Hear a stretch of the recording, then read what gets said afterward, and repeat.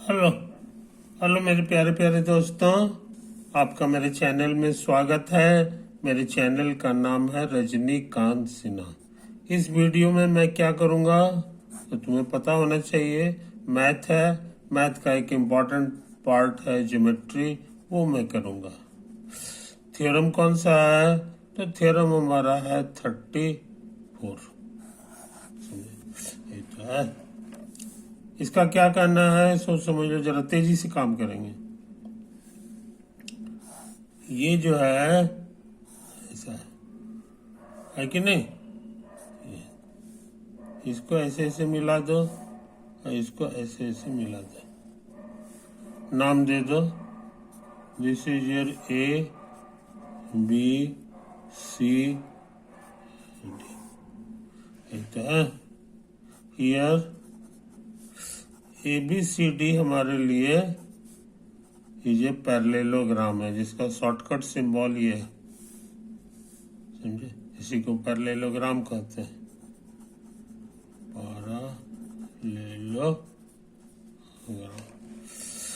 Where parallelogram की पहचान है कि आमने सामने का साइड इक्वल होता है, यानी ए बी बराबर सी डी हो गया, और ए बी और सी डी पैरेलल भी है, पैरेलल भी है कि नहीं? अच्छा, एक थ्योरम का कहना है कि जब भी दो खूबी रहे तो इधर वाला भी वही हाल हो जाता है, यानी ए सी बराबर हो जाएगा बी डी, और ए सी और बी डी पैरेलल भी हो जाता है, समझे? यही चीज है। हम क्या प्रूव करना चाहते हैं सो समझ लो। टू प्रूव ये एंगल को अल्फा कह दो, इसको डेल्टा कह दो, ये दोनों बराबर होता है, ये हम प्रूव करना चाह रहे हैं। अल्फा बराबर डेल्टा। कुछ समझे? कोशिश करें, कोशिश करें।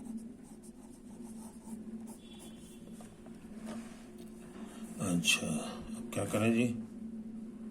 अब जरा गौर से देखो, सी ए बी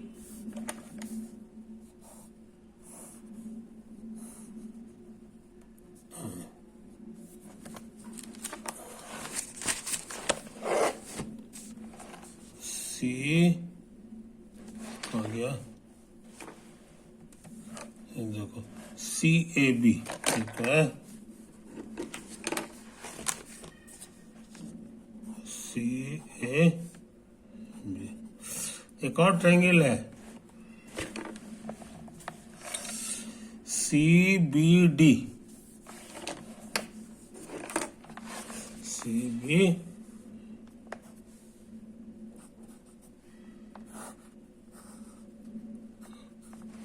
है कि नहीं? ये दोनों ट्रायंगल का मुकाबला करो। Let us compare triangle ABC and triangle CBD, है कि नहीं?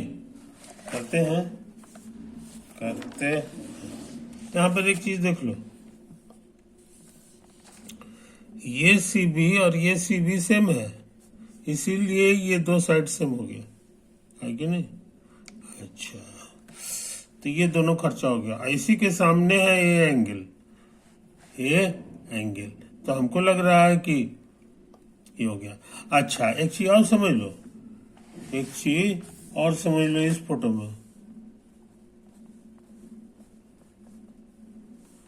ये साइड पैरेलल है,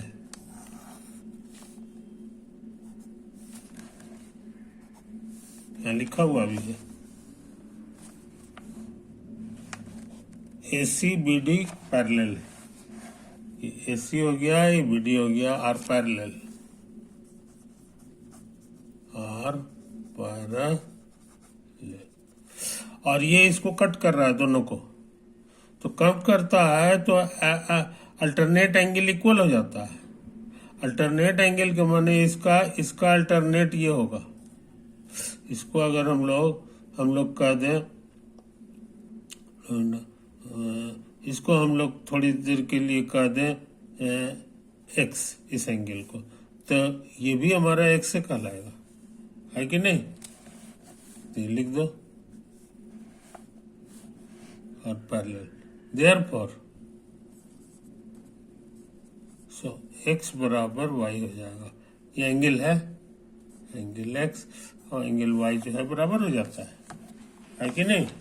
अच्छा, और सुनो, ये दोनों भी तो पैरेलल है।